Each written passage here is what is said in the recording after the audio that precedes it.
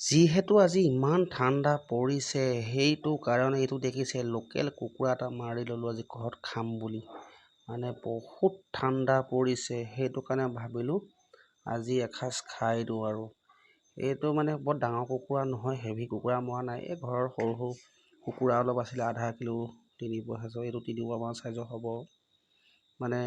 আৰু বেছি কুকুৰা বেছি ডাঙৰ হ'লেও খাবলৈ ভাল নহয়, সেইকাৰণে ভাবিলোঁ আজি বোলো ঠাণ্ডা বতৰ জালুক দি এসাঁজ লোকেল কুকুৰা দি চুপ বনাই ধুনীয়াকৈ খাম। সেই বুলি এই মাংস কাটিবলৈ আৰম্ভ কৰিছোঁ। মাংসটো কাটি লোৱাৰ পিছত আৰু টেনশ্যনটো নাই আৰু, ধুনীয়াকৈ মানুহজনীক দিম এতিয়া বনাবলৈ, মানুহজনীকে বনাব। মাংস ওলাইছে বাৰু দেই, যথেষ্ট মাংস ওলাইছে, আপুনি ভাবিব নোৱাৰিব।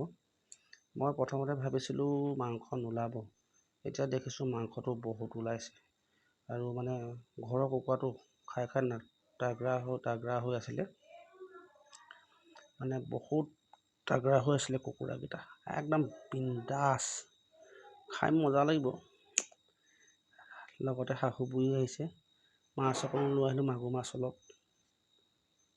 অলপ লৈ আহিলোঁ। মাগুৰ মাছ এই মাইকী মানুহে বনাবলৈ আৰম্ভ কৰিছে, মই তাৰ মাজতে আকৌ এই মাংসটো কাটি পেলাই ইয়ে দেখিছে মাংস যথেষ্ট মাংস হ'লে। মই ভাবিছিলোঁ ইমান মাংস নোলাব বুলিয়ে ভাবিছিলোঁ, এতিয়া দেখিছোঁ মাংস বহুতেই ওলাই গ'ল। আৰু এতিয়া মানে মোৰ মানে মাংসখিনি দেখিলে পৰি লাগিছে, ভাল লাগিছে আৰু ধৰি লওক দেখিছে চৰিয়াটো মানে এক চৰিয়াই অকণমানহে কম আৰু আজি মানে বিন্দাছকৈ খাব লাগিব আৰু ফূৰ্তি কৰিব লাগিব। আপোনালোকে মোৰ ভিডিঅ'টো পাৰিলে ছাবস্ক্ৰাইব, ফ'ল' আৰু পেজটো লাইক কৰি দিব দেই, ধন্যবাদ।